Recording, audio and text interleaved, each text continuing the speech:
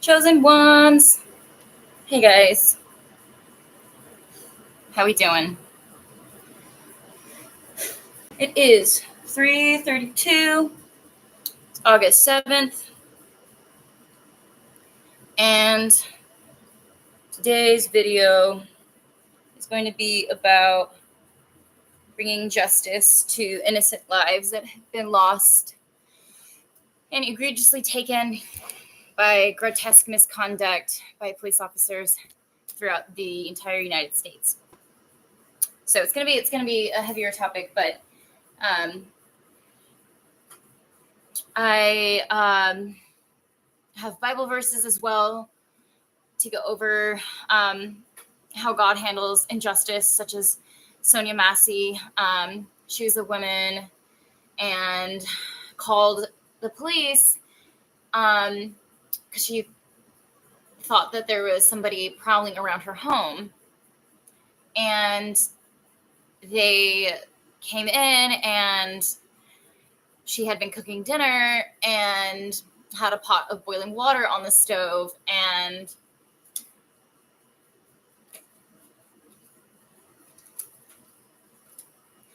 they essentially provoked her to going over to the stove, and then they started instigating violence by creating a scenario that she was all of a sudden threatening to throw the boiling water at them or something. And that all of a sudden she was a threat, and she said, "I rebuke you in the name of Jesus." And God rest her soul. They fatally shot her in her face in her own home. They hunted her in her own kitchen. And to think that she was cooking dinner that night in her kitchen and she called for protection because she thought that there was somebody prowling outside her home. And I am making this video so we can see how God handles such, how God intends to repay vengeance. Vengeance is his, and he will repay, say the Lord. And this is just about exposure and speaking up. And I will continue to do this until the day I die, where I talk about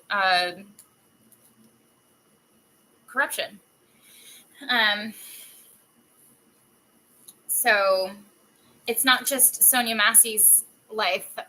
It's a series of innocent Black lives that have been taken based off of racial profiling, based off of bigotry and institutionalized prejudice, and it needs to stop. And this is ridiculous, and this level of corruption is more than ridiculous. This is disgusting. I want to puke.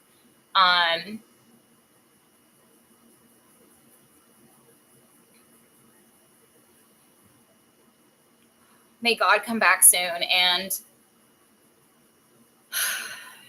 like hail, he will sweep out. What does it say? Like hail, he will sweep out. Hail will sweep away. I will make justice the measuring line and righteousness the plumb line. Hail will sweep away your refuge, the lie, and water will overflow your hiding place. So those that are wicked, the corrupted, I'm not saying every single police officer is inherently going out there racially profiling and killing. I'm not saying every single one. I'm saying I'm going to prevent information today and evidence of multiple lives that have been taken, of Black lives that have been taken over the past 2 decades. And you can do what you want with the facts. It seems to be an overwhelming majority of police officers that are acting out of misconduct, and an overwhelming amount are acting completely based off of impulsivity, and not because of any police officers are supposed to make other people feel protected. They're not supposed to go out there hunting and looking for reasons to be trigger happy. And this is absolutely insane. It's disgusting. I want to puke. This is so upsetting. Like this woman, Sonya Massey, this is like a couple days ago. Yeah. I just want Jesus to come back and just wipe away all the wickedness. I made a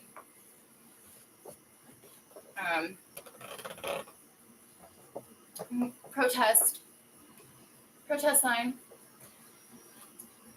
I was a little upset and so it's not actually the most legible, but I tried painting it in. I have a paintbrush and I'm gonna add to it later. And then it says, "Stop shooting innocent Black people." And we need to speak up. We cannot just continue to stand here and sit here and be mute and not say anything. Speak of the devil. Speak of the devil. Do you hear the sirens? The entire time today since I've woken up, I've told you guys that I'm gang stalked and a targeted individual. There's people constantly honking their horns all day since I wake up and trying to distract my focus on speaking about the corrupt. It's not a coincidence that they're going by right now. It's just not. It's just not. We're in the end times, and this woman was shot in her own kitchen for saying, "I rebuke the devil." So it's not just going to be an emotional talk about how upsetting this is, because what good is that doing for mankind? This is going to be a video where we talk about what options we have as constituents of the United States and of our own jurisdictions and what we can do. Maybe in the comments, I'll edit in later, but I'll add in the Saratoga, the county of the sheriff's office of where she was killed and shot, and include the exact phone number of how to reach that sheriff's office. I've already called and demanded to act. I've called the senator, I called the other senator, and I called the representative, and I received a call back from the representative, Chicago. And like my thoughts are a little fragmented because I'm so upset, and so bear with me. And we as constituents have the capability of calling the representative's phone line and demanding what is being done and why did this even occur, just continue to ask questions and continue to give the officials who are representing this district a hard time and continue to call. I'll probably continue to call. I did receive a call back and I got like a very wish-washy answer about how, because I'm a constituent of New York, he's not able to give me his opinion. All I asked was,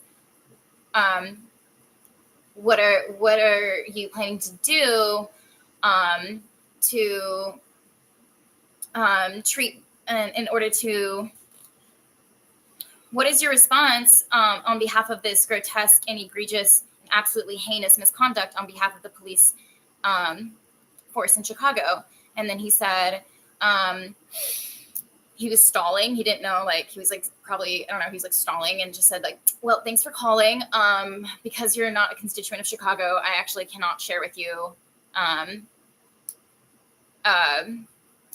what we plan to do." And then I called the sheriff's office and I said, "Hi, like, there's another, like, what are we planning to do? Like, what can we do? This is ridiculous. I would like to ascertain whether or not the officer who shot the woman, whether or not he resigned, because I saw a short that said like he refused to resign, and then the sheriff was saying like was being flippant, and she's like, no, he is in jail. So at least that was ascertained. But everybody has the capability of Googling the representative of the district that she was shot and complaining and asking questions and giving those officials a hard time. These are state representatives. This is literally their job to handle constituent responses in response to tragedies such as this. And I beg of you, whoever is watching this right now, we cannot continue to stay silent about,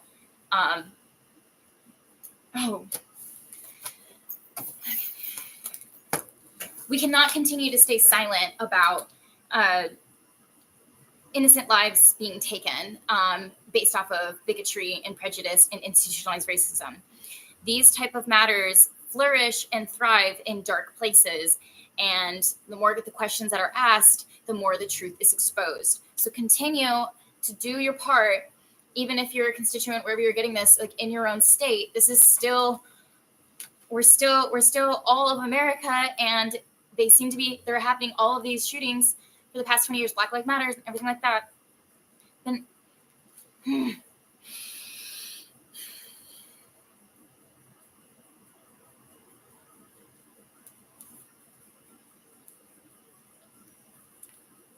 we cannot continue to stay quiet. We need to be protesting. We need to be speaking up and asking questions and giving these officials a hard time. So I will include in the description box after the live, I'll edit it, the phone numbers and the names of the officials, the representatives, and the 2 senators for Illinois. And that is what we can do. It's very upsetting that innocent lives continue to be taken.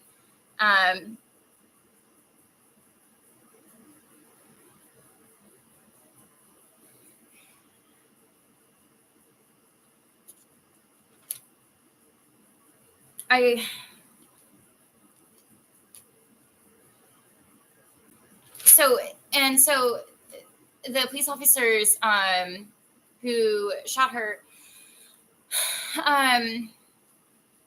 give reasons as to why they felt threatened. He felt like his life was at stake. And what I called and left a voicemail saying was that they need probable cause for them to feel like they are being, like their life is at stake, or that they're in danger. And I'm just going to be a voice on this YouTube channel today. And I'm going to ask good questions that beg to be entertained. And if you are here and listening, then maybe these questions will stick and the topics I'm discussing will resonate and hopefully motivate for everyone in America to continue to just not put up with this. We have to resist apathy, resist the fatigue of hearing about awful headlines over and over. We have to continue to give these officials a hard time, continue to call off the hook. And I don't know why that, so that guy was saying he couldn't give me an answer as to what the police plan to do in regards to prevent such an atrocity such as this again, because I'm not a constituent. So say that so what if a family member who doesn't live in Illinois calls and demands to know what happened to like Sonya Massey, like say like a family member who doesn't live in Chicago? Like that guy was literally just feeding me a politician type of bullshit answer. I don't see why he couldn't. He's probably just like an intern who like got intimidated because I asked a really good question, and I mentioned that I am a student of the law and mentioned that she was simply exercising her First Amendment rights of freedom of speech and freedom of religion. And it's just blowing my mind that this country was founded first off the persecution of not being able to practice your religion, freedom of religion, and then a woman does so in her own home, and that all of a sudden is a threat to a man's life. A woman cooking in her kitchen. And if you go and watch the video, Sonya Massey, and it's like graphic, so trigger warning and graphic warning and all that, but she was so calm and she seemed so sweet. And she was sitting on her couch and she was just kind of like going through her bags, and she was like, oh, I feel like unsafe. Like it felt like there was an intruder like prowling outside my home. And she called because she felt unsafe. And then she had a boiling water on the stove, and the officer instigated violence by illustrating a scenario off the top of his head of, oh, well, you better go check that boiling water because I'm not going to put up with boiling water. And he instigated violence by this one sentence. And you could tell on her face that she was intimidated by his authority all of a sudden, because she was just sitting on the couch going through her things. And then, you know, police officers are always standing like this in like women's homes and like doing this, and like that faux intimidation, because most of them are, I'm not saying every single police officer, I'm saying the majority in the end times are acting impulsively out of corruption and bigotry and institutionalized racism, and seek an extra dose of control because personality disorders are robust in the police force. And so seeking control. It wasn't just enough that she called him and called the police to seek protection. He had to control her in her own home and say, you better go check the stove because I'm not dealing with hot water. I'm not going to. And he's like instigating violence by creating the scenario and put her in line of fire and put her in danger, and is completely evil and wicked. And then he started saying, well, I'm not going to deal with hot water. And then she understood immediately the energy and said, I rebuke you in the name of Jesus. And he just all of a sudden pulled out his firearm and said, I will literally shoot you in the face. And God forbid, like, this is awful. Like, is this like happening right now?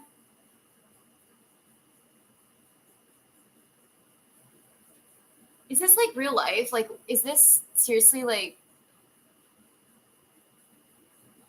okay, chosen ones, we have to stay strong. We have to know that God sees everything. And he says, Isaiah 28:17, I will make justice the measuring line and righteousness the plumb line.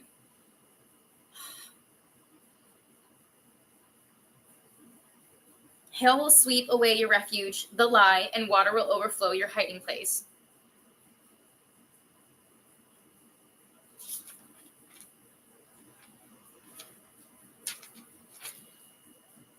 This one's Psalm 37, 8 through 9.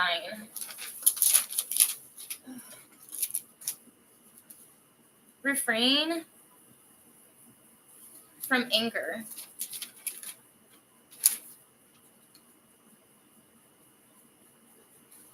Refrain from anger and turn from wrath. Do not fret. It leads only to evil. For those who are evil will be destroyed, but those who hope in the Lord will inherit the land. In Ecclesiastes 3:17, I said to myself, God will bring into judgment both the righteous and the wicked, for there will be a time for every activity, a time to judge every deed.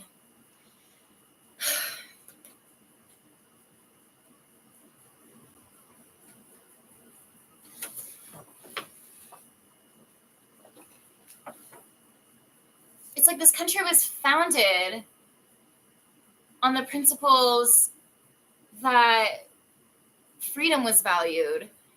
And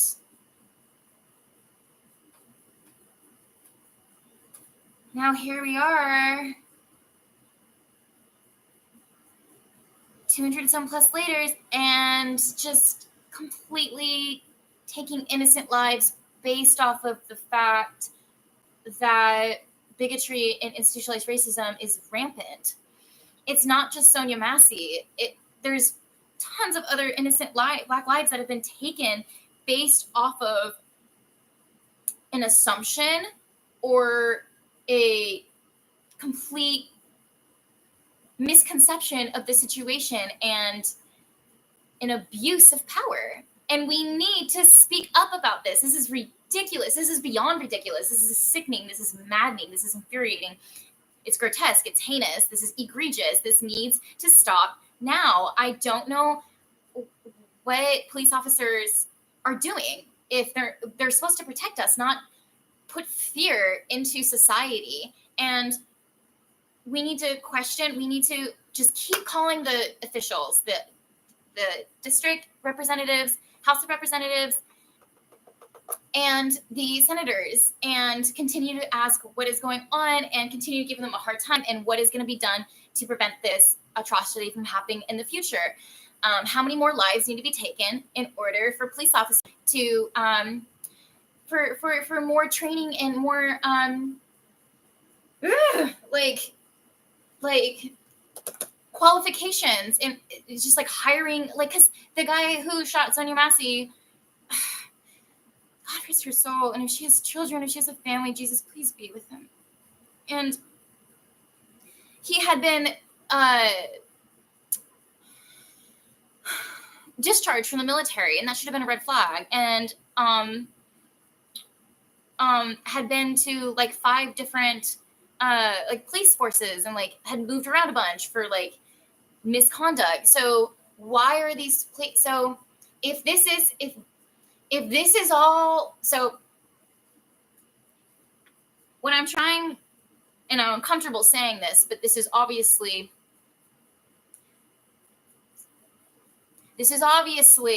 strategic by the GOV and the police force.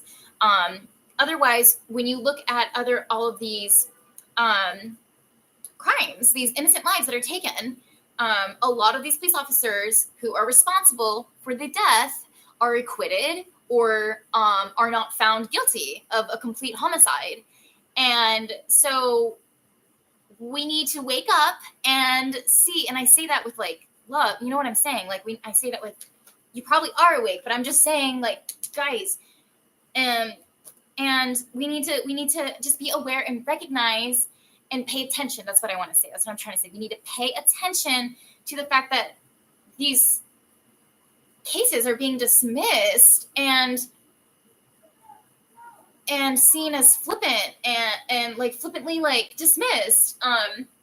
And like these officers are being like acquitted. Like they're not being held accountable for innocent lives that are taken. Some are, but a lot get away with the corruption. And so just continue to give the representatives a hard time, speak up, and resist the fatigue and resist the apathy. These are political mechanisms that are in place in order to keep the people fighting and to keep the people divided, so that the government has this abusive puppetry over people. And the more that we stay silent, so that's what I'm trying to say, is the more that we stay silent, the more that they win. So as long as we continue to speak up, ask questions, show up and protest, ask questions, give a hard time, because they're not just allowed to take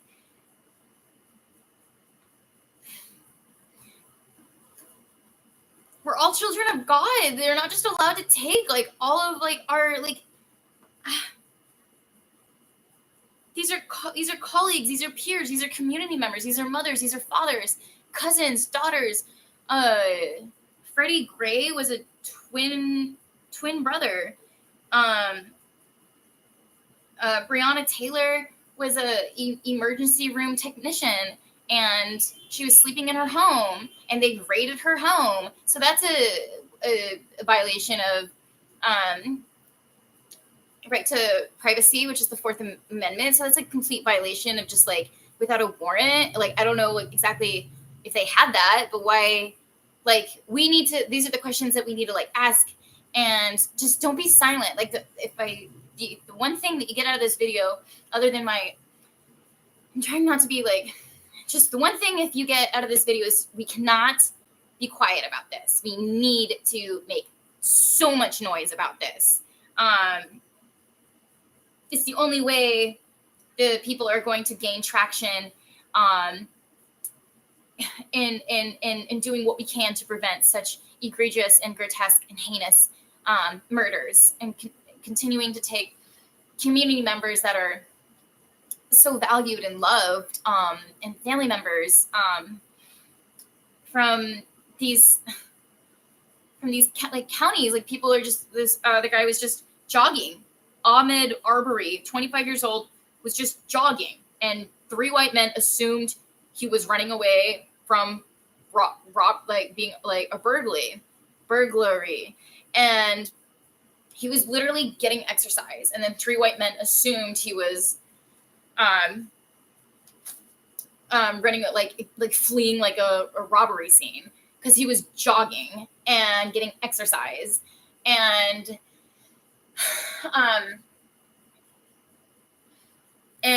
so police officers showed up, and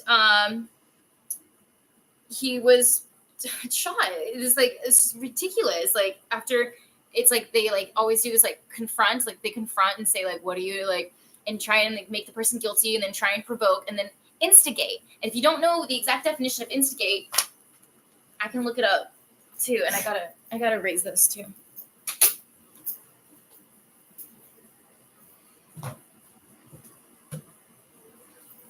So sick. It's just sick. It's just sick. I'm fed up. This is disgusting. I don't want to be in this disgusting world if it's like this gross and maddening and upsetting. Like, what is going on? I was like crying in the shower because it was the only way I was going to calm down. I almost like bolted straight out to Times Square with this. And I almost like went straight to the precinct and like was gonna just like I don't care, like fucking arrest me, like fuck, like I am not gonna be quiet anymore about this. Like, this is disgusting, and I'm sick of Black women being killed in their own homes for doing nothing. Like, this is disgusting, and Black men jogging and being in the racial profiling, and we just cannot continue to be quiet about this. We need to speak up, and we need to get mad. This is the time to get mad about. So instigate.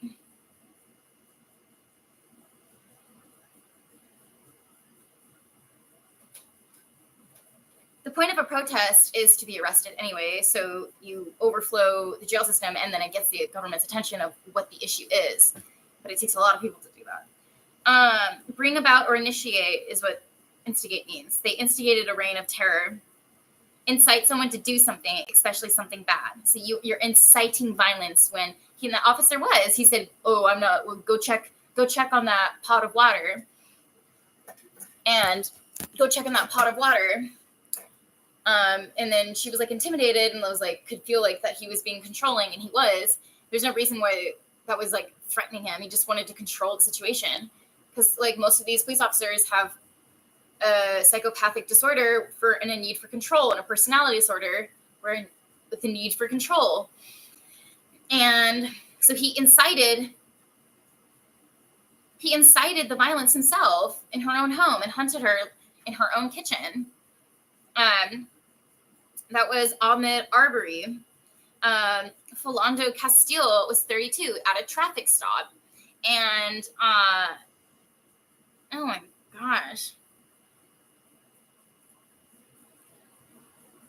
At a traffic stop, and there had been a robbery in that area, and police officers saw Philando Castile and stopped him because he looked like one of the suspects from a robbery in the vicinity because of his, in quote unquote, wide set nose. This is literally the definition of racial profiling. So they did a traffic stop, and where's that one book? I have like an actual book on the amendments and stuff.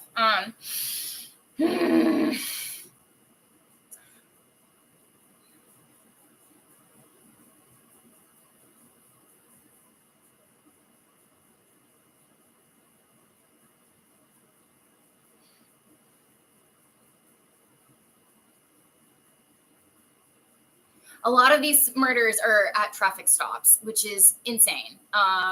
Absolutely disgusting and grotesque that these police officers are stopping individuals based off of what they look like and deeming that they're a threat based off of nothing. Like they incite their own violence with their own bigotry. And he was 32 years old. Bless that man. May he rest in peace. Tamir Rice was 12 years old, a juvenile. Why would a juvenile be shot dead? Are you kidding me? This is disgusting. He was playing with a replica toy gun at a recreational center, and they assumed that he was going to threaten him. And I don't see why we have to use lethal force. Why are we training? This is a video today where I'm begging questions to be entertained. Hopefully some of these resonate and we can, as a collective, continue to ask questions, resist apathy, and communicate with our political officials about the facts of the case. That's all the power we have for right now. And as long as we do those things, then that's a start to justice. As humans, God sees everything, and he will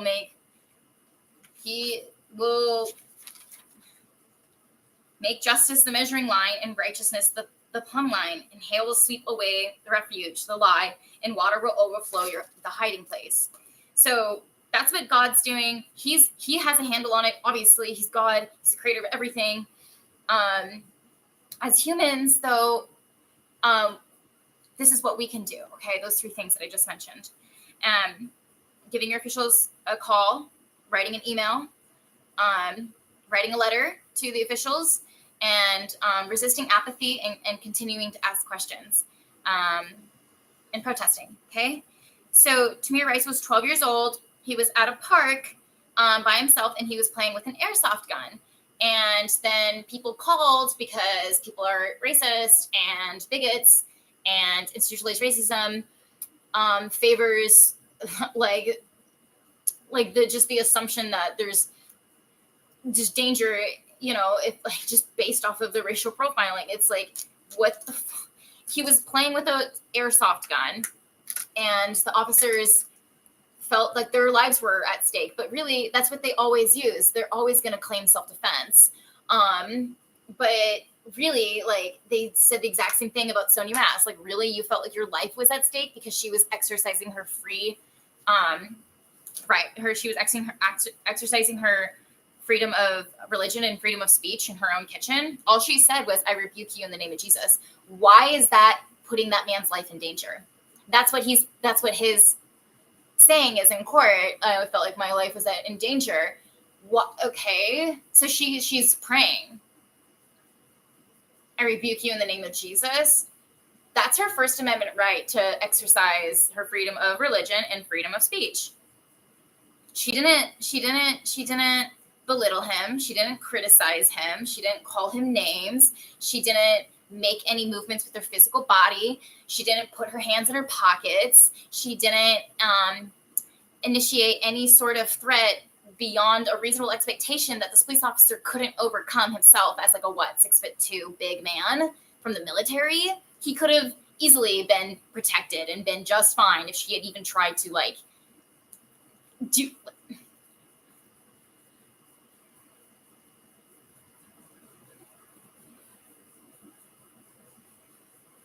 What a pathetic, weak statement from that man, that he felt like his life was in danger. Absolutely not. Because she's saying, "I rebuke you in the name of Jesus," because she's saying, "I have faith," and she knows exactly what he was doing, and she was protecting herself. And God bless her that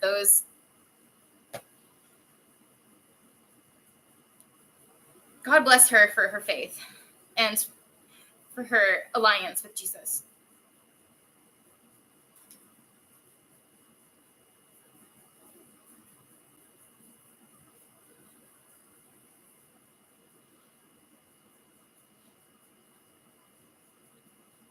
And 28-year-old woman Sandra Bland was taken in after a traffic stop, and 3 days later, after being in police custody in a jail cell, and trigger warning, graphic content warning, she was found hanging in her jail cell 3 days after being taken into police custody. And this is overt police abuse and abuse of power, and a complete violation to her definitely to like I think it's the Fifth Amendment about the rights that a detainee has. I might write about this and study a little bit more too. But why? Like, why what threat was she imposing on police officers if she's locked up in a jail cell already? Like, they're just finding they're just making up reasons and finding excuses just to take innocent lives, to start a fascist regime. They want to instigate fear into society by showing how powerful they are, that they can take lives. So be it, if they want to, but then they're going to claim that self-defense for their own lives, and it's disgusting. It's pathetic. It's the epitome of cowardice. It's the epitome of wickedness. And I know Jesus and Jehovah will see their last. He laughs at all of these wicked police officers that are corrupt, and corrupt judges and corrupt officials that acquit these offenses. And Jehovah laughs in their face. He knows their last day. So Hosea 12:6, but you must return to your God, maintain love and justice, and wait for your God always. And refrain from anger, Psalms 37:8-9, and turn from wrath. Do not fret, it leads only to evil. For those who are evil will be destroyed.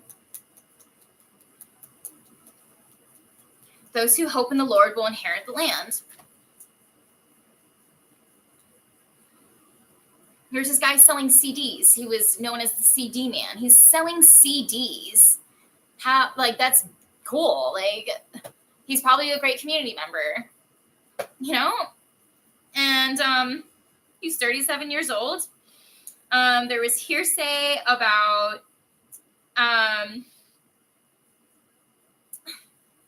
obviously some assumption about like some threat, or how he was bothering something, or somebody called on him and police showed up and they pinned him to the ground. And then they just shot him, and another, rest in peace. These,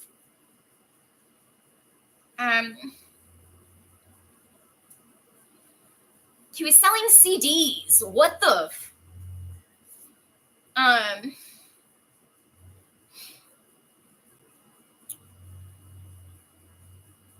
and Breonna Taylor's boyfriend was sleeping in bed with her and watched her get murdered right in front of his eyes after it was early morning, and the police came in and raided the apartment after some like hearsay about how there might be like narcotic or drugs or something, whatever. Like, why are they violating her Fourth Amendment right of privacy and protection of that? Yeah. Why? Like, surprise in the morning, and just, that's it. Like, that's how things are handled. Is this what the government shows? Like, this is so corrupt. This is not okay. And so like the boyfriend, of course, tried to defend his girlfriend's honor. She's an ER tech doing wonderful contributions to society and a wonderful community member, and helping people in the middle of a medical emergency. That was her job. And she should still be alive today. All of these people should still be alive today. And so the boyfriend of Breonna Taylor, like, laying in bed with her, like, police officers show up in her house, and he thought they were intruders. Of course, he's going to try and defend him and his girlfriend's life. And so he shot the first fire, but he didn't know it was police officers, because they're entering and violating her Fourth Amendment right, and both of their Fourth Amendment rights. And then that was the murder of Breonna Taylor in her own bed in the early mornings.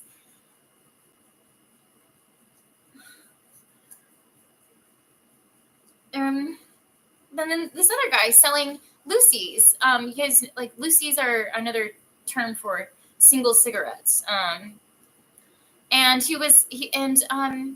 the the police officers showed up, and he was 43 years old, and they were like questioning him about how he's selling the cigarettes, the single cigarettes, without a tax stamp. And then all he said was, "I'm tired of being harassed by police," and they just pinned him down and suffocated him to death. And he said 11 times, "I can't breathe." So all these Black innocent lives are being taken, and we need to not be quiet. We need to resist fatigue. We need to resist apathy. We need to resist the conformity of how this faux representation of police force and being a protection. They're instigating violence. They're hunting individuals down based off of a conception in their mind. They're not police. We need to not be quiet about this. We need to ask questions, and we need to continue to give these officials a hard time about the abuse of power that these officers are obviously executing. This isn't just one or two freak accidents with Black innocent lives being taken. This is a clear pattern of abuse of power based off of bigotry and institutionalized racism. And I will not be quiet about it. Okay. 25 years old, so young. God, they're like, most of them are so young. Freddie Gray, who had a twin sister, arrested for possession of knife. And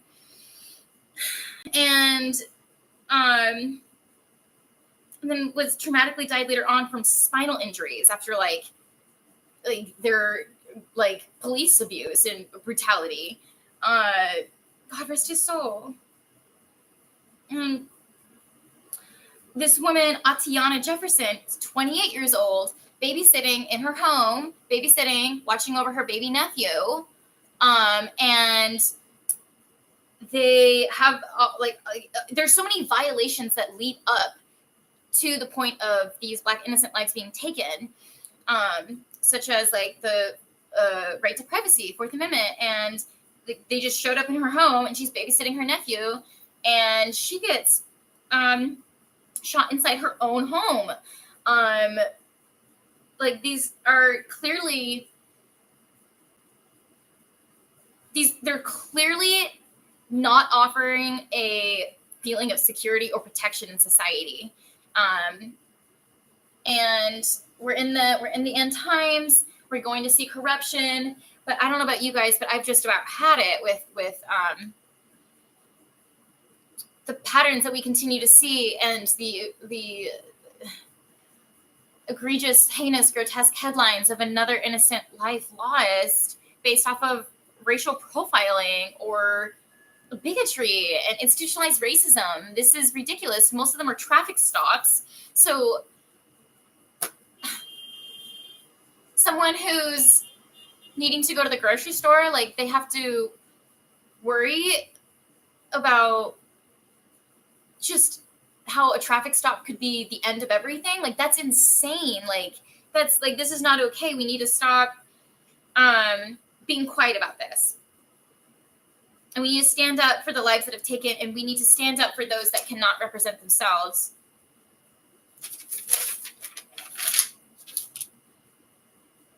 Isaiah 1:17, learn to do good, seek justice, correct oppression, bring justice to the fatherless, plead the widow's cause. I'm going to read that again. Learn to do good, seek justice, correct oppression, bring justice to the fatherless, plead the widow's cause. Most of these Black lives are very, very young. Elijah McClain, 23 years old, walking home from the convenience store. Police officers pull up and confront him, and then incite and instigate this whole scenario about how he needs to calm down. And so paramedics show up, and 3 days later, they find in his blood, he had 500 milligrams of ketamine pumped into him in the ambulance that day. The 3 paramedics were like, had been resigned. And then, but then the 2 officers that showed up that day were like acquitted and like not they were not held accountable. And what the, walking home from the convenience store, and then like these people aren't doing anything and at all to cause a threat, and we're losing beautiful lives that are innocent, and this is disgusting. This is absolutely, I want to puke. This injustice cannot continue to go on. This level of corruption needs to be spoken about. We need to know our basic rights. We need to know who our senators are and who our district officials are, and call those numbers, write emails, write letters, and speak up for those that, for the lives that have already been lost and can't speak for themselves, for the advocate for those, and be a voice to make change. We have this life, and we need to do what is right and fight for those that are oppressed. 18 years old, so young. Michael Brown was walking with friends.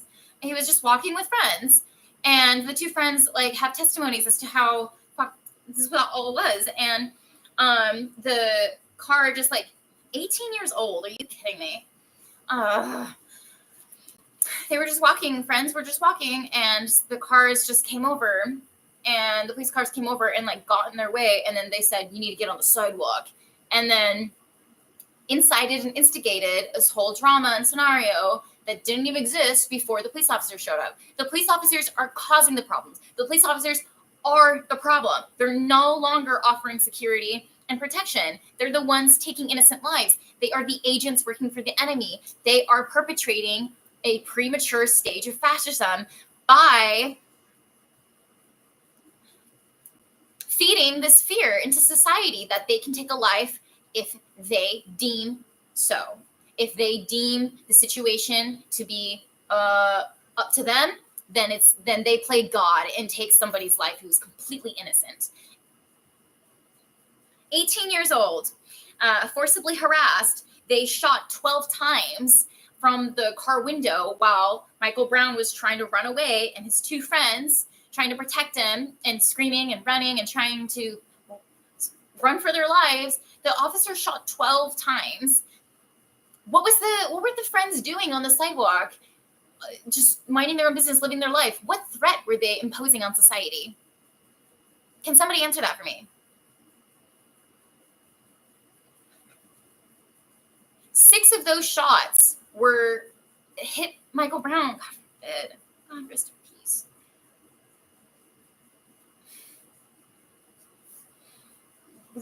RAYSHARD Brooks, 27 years old. He was just sleeping in his car. Just sleeping in his car. Just sleeping. The same way Breonna Taylor was just sleeping in her home. What threat is what threat is REM stage? What threat is sleeping doing? How does that scare somebody? It doesn't. They're just being racial bigots and racial profiling and being bigots and operating out of demonic institutionalized racism, taking innocent lives. And a Wendy's drive-thru. He was just probably catching up on his sleep. Maybe he just catching up on some sleep in a Wendy's drive-thru, and somebody called and complained about that. And the police show up, and they do. You gotta they condescended him, of course, and say you do a breathalyzer and do the walk on the line, and condescended him, and then patted him down. And hold on, I have like a specific book on this because I was just reading about it. There's a certain case about Terry versus Ohio and the pat down, and they're not supposed to pat you down. Where is that book?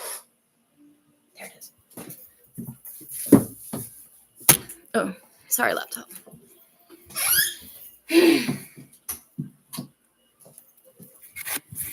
I just want to be an attorney already, and like, ugh.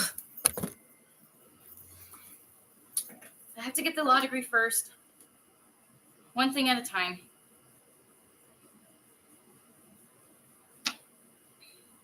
So this is a big book that I have, constitutional law. I was just reading the other day, catching up on the pat down.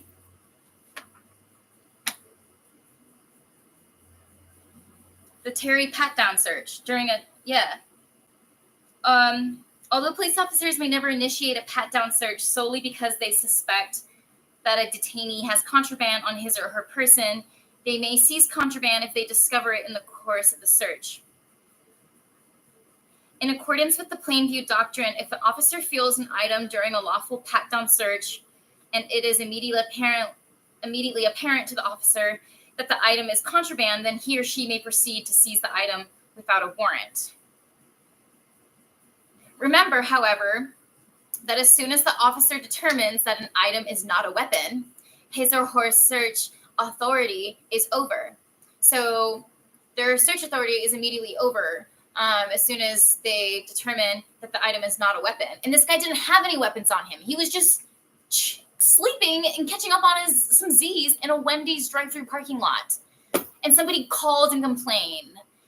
Somebody called and complained because his car was parked and there was a man catching up on some Z's. If it was a bunch of like white girls or white men, like high school prom party, they would be like, oh, like it's just a bunch of kids, just there's a bunch of people wouldn't call, like they would just.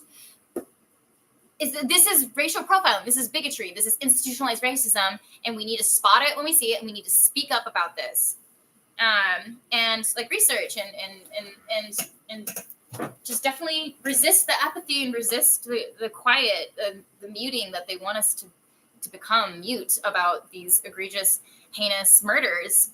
Is so grotesque, the abuse of authority and abuse of power. And so he almost got away. He was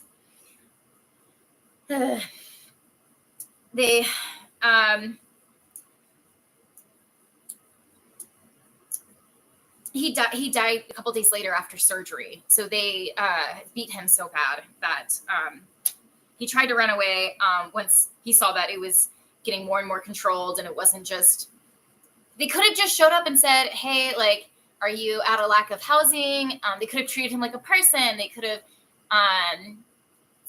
but they had to condescend. They had to instigate, they had to incite fear into the individual, and put him through a breathalyzer and do a pat down search, assuming that he's dangerous. It's always the assumption that Black men or women are a threat to society, or are just a man jogging. 3 white men called and said, hey, I think that he's running away from a robbery. Like, bitch, he's getting exercise. And that was Philando Castile, 32 years old. Or no, that was AHMAD Arbery, 25 years old.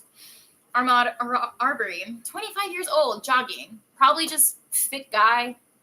Just...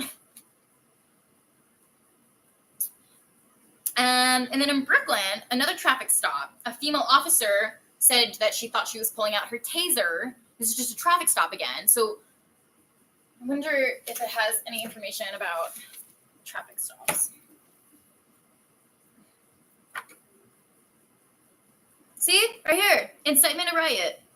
Speech advocating violence ceases to command First Amendment protection.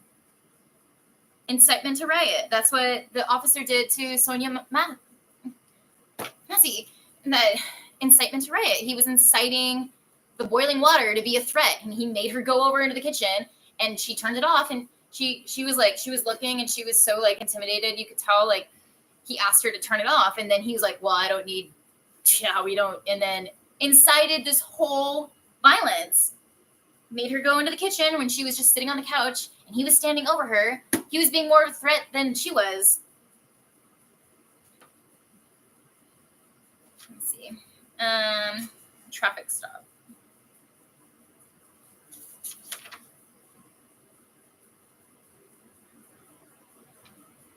Pretextual traffic stops.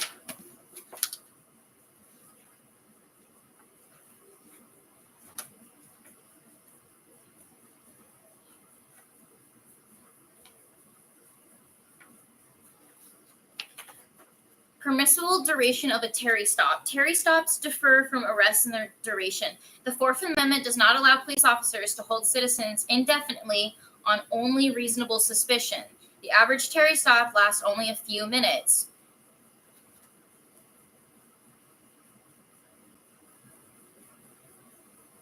Police officers must avoid taking the following actions during a Terry stop unless they already have probable cause for an arrest. So right? You guys probably heard that before in the probable cause. So the police officers that stopped Philando Castile, who's 32 years old, how is them seeing Philando Castile's nose as a wide set nose, how is that probable cause for an arrest?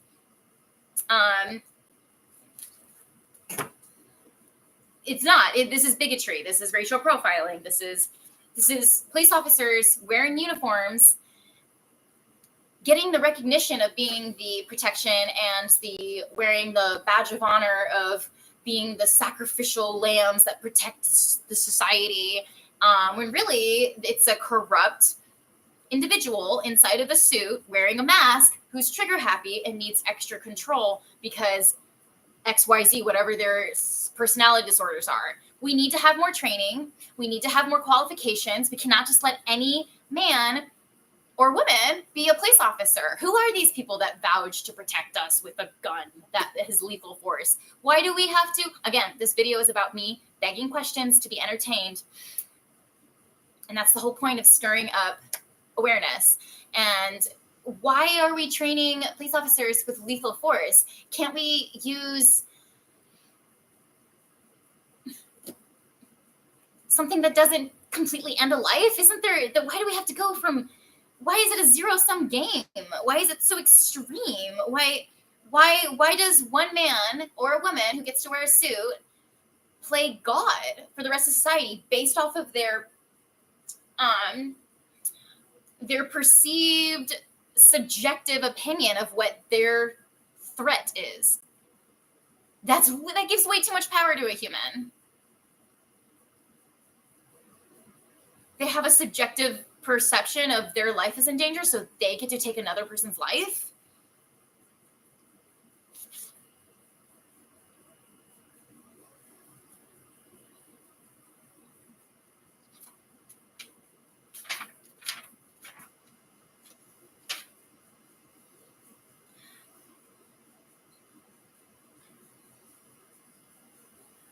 Stopping a motorist is always a seizure, whether the stop is made to check the motorist's license or vehicle registration, issuing a traffic citation, or investigate suspicion of a non-traffic offense. There was a man who, God bless his soul, Samuel DUBOSE, shot on an off-campus traffic stop for not having a front license plate. Well, of course, the police officer would say, like, some other bullshit reason as to how he felt his life was at stake and pledged self-defense. But the reason he was stopped in the beginning was for not having a front license plate. How do we go in this world from a menial misunderstanding of like a license plate costs like what, $35 to renew? Cool. Just tell them, the guy, that. Just say, hey, you got a missing license plate. Why does it overcome? Why is this power of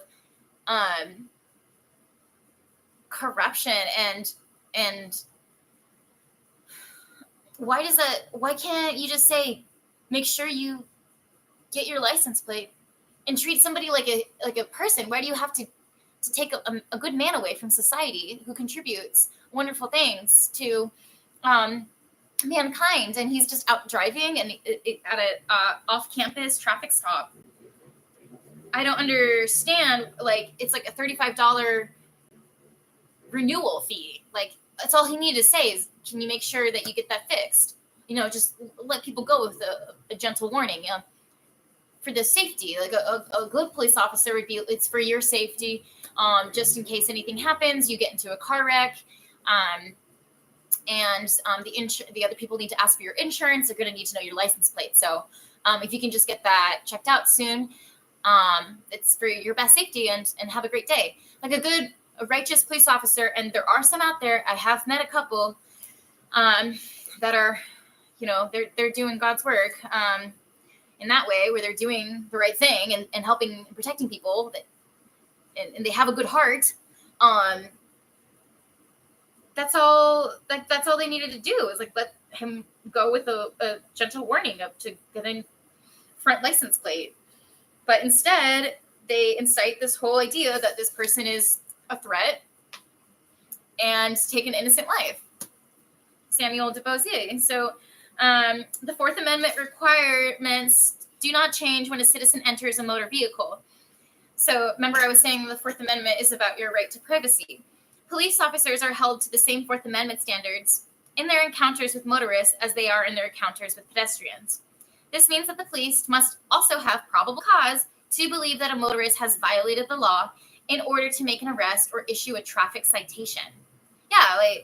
Or a reasonable suspicion that the motorist is engaged in criminal activity in order to detain the motorist for investigation.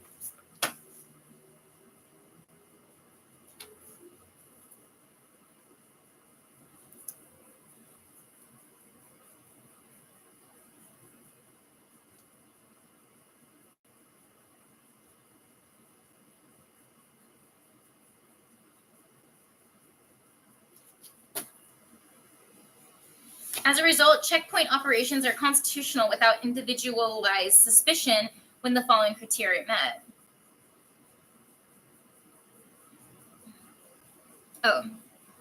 Reasonable suspicion before they stop the vehicle. Patrol officers lack constitutional authority to stop motorists for any purpose unless they already have a reasonable suspicion before they stop the vehicle. The Fourth Amendment requires individualized suspicion, which means that the suspicion must attach to the person who is the subject of regulatory action. The Fourth Amendment requirement of individualized suspicion is an important safeguard against arbitrary and discriminatory enforcement of the law.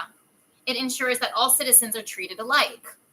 So that's the other issue, is that most police officers, that they go through the training and they like take the test and they like do the little mile run or whatever, like fucking lame ass shit that they have, like little exercise thing that they do in order to become a police officer and wear a badge and have the authority to like take another person's life.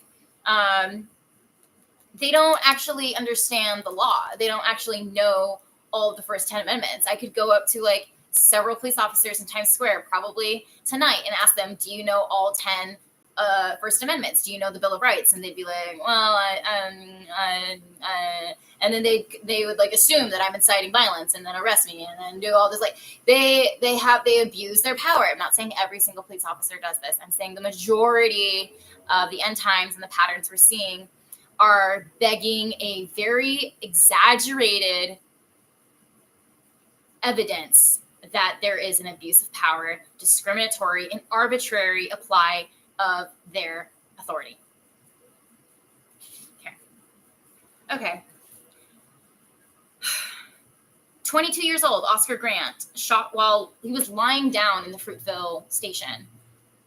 They already told him to get down, and he did. He was compliant. He wasn't doing anything. He was lying face down in the Fruitville station. It's a transportation center, and shot. 22 years old. God. Rest in peace, Oscar Grant. 22 years old. Daunte Wright was in Brooklyn, and the female officer was like, oh, I could have sworn I was pulling out my taser. I didn't know it was my gun. Bullshit. How much training do you do to know the difference between which weapon you're holstering, you dumb bitch? What the, like, you didn't know that it was a taser versus a gun? Then I don't think you should be trusted to have this authority and type of contribution in society. If you're not aware of what type of weapon it is that you're holstering and or pulling out, and a life is lost because of that indecision and ignorance, if that's your claim, that's a really, really weak claim. And I don't think anyone's buying that. And that's why she resigned. She resigned from her position.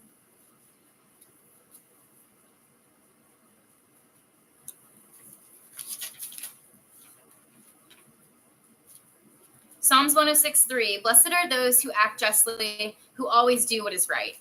So our job, you guys, no matter how much wickedness we see and corruption we see in this world,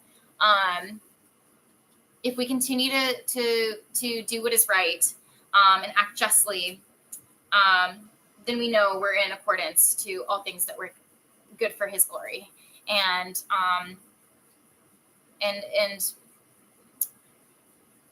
to fight for the oppressed. That's what we can do on our behalf. Because certainly just sitting back and saying, oh, well, we just live in crazy times, and I guess that's just another innocent life lost. Like, absolutely not. Absolutely not. We need to get off our hind haunches and do something about this. We need to call the senators. We need to call the representatives. We need to write letters, emails, and ask questions. Give them a hard time. What is being done about this?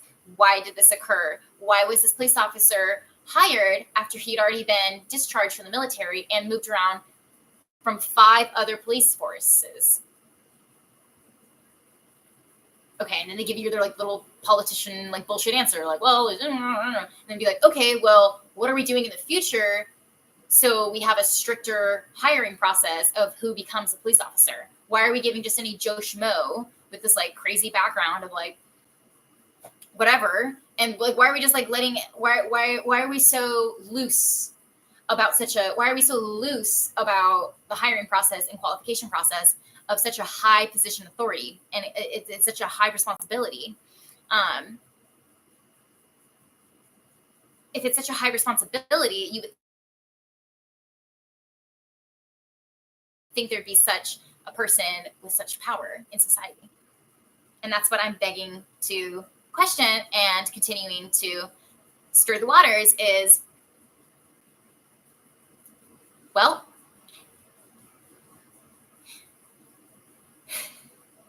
perhaps it is, and it's more than perhaps,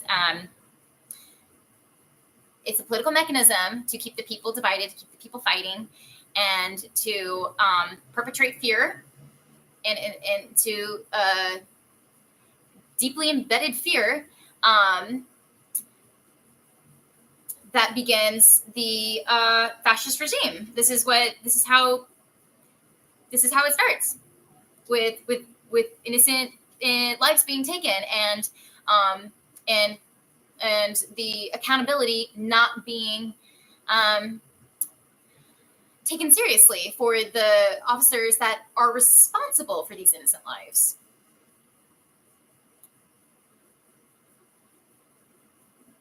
If it was one freak accident, one misunderstanding, oh, I thought it was my taser, not a lethal gun with bullets. Oh, some police officer literally said that. Oh, I could have sworn it was my taser, not the actual gun. It's like they act like these people are like something's actively like coming at them and like making them fear for their life, that they need to take an entire innocent life. Like, the way that these police officers are responding to a threat is the same way that a hunter in the woods would like respond to like out of nowhere a grizzly bear just like chasing them down or something, and like the hunter with like the orange cap and everything who's just out there like recreationally like running for like his life, and like and he's like realizing that he's not going to outrun the bear, and so he like shoots the bear. Like, the police officers are treating these individuals like they're not even people, like they're just threats because of the color of their skin. They're automatically a danger to society because they're at a traffic stop and their license plate is missing. Are you kidding me? Are you kidding me? What is going on? So the other names I'd like to honor and recognize their lives: AMADOU DIALLO, AMADOU DIALLO, Walter Scott, Andre Hill, TRAYVON Martin, Jordan Edwards, Patrick LYOYA, David McAtee, Breonna Taylor, Tamir Rice, Philando Castile, AHMAD Arbery, Sandra Blonde, Eric Gardner, Freddie Gray, ATATIANA Jefferson, Elijah McClain, Michael Brown, Alton Sterling, RAYSHARD Brooks, DAUNTE Wright. This is a pattern. This is clearly evidence of patterns of misabusing and misusing police authority and brutality to an extent that is beyond reasonable expectation, that such force was necessary. Such force was necessary to take the entire life of the human. What? That's an entire contribution to society. That's an entire family member. That's somebody's coworker. And they're not going to show up to work next day because the police officer said that they had a wide set nose and stopped them at a traffic stop, and then incited violence. Like these are the details that we need to be disgusted at, and we need to make noise, and we need to not stop until we see change in the legislation. Continue to write emails, continue to write letters, and make phone calls. I will add into the description box the phone numbers to the according district and senators of counties for Sonya Massey.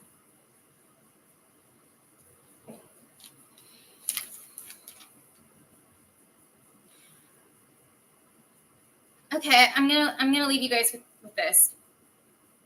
Proverbs 21:15. When justice is done, it brings joy to the righteous, but terror to the evildoers.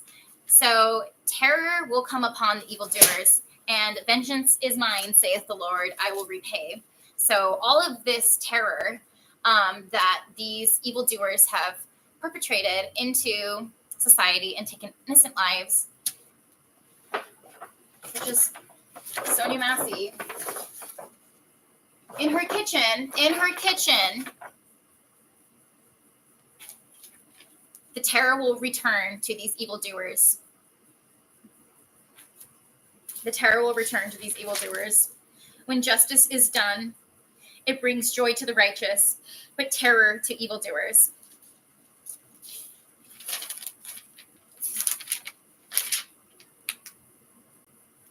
We cannot be okay with this. We cannot continue to be quiet about this. We need to protest. We need to make noise. We need to not shut up until something is seriously being done about the awareness of abusive authority and corruption. And know as humans that God sees all, and vengeance is his, and he will repay, saith the Lord. Our job is to resist apathy, resist fatigue of egregious headlines. That's the point. That's what I'm saying, is that this is a political mechanism to wear citizens out of tragedy, of traumatic events in society, school shooting after school shooting after school shooting after school shooting. And we all feel a little bit like guilty about how we're like, what do we do? I'm exhausted from the last school shooting. How are we going to continue to raise our voice and speak up about this is all a deliberate mechanism by the GOV to wear out the citizen, to stop the citizen and convince the citizen that their voice doesn't count, that their effort doesn't make a difference. But I'm here to tell you today, it absolutely does. And God bless you. Stay safe. Stay blessed. Okay? Stay safe. Stay blessed. Stay chosen. Love you guys.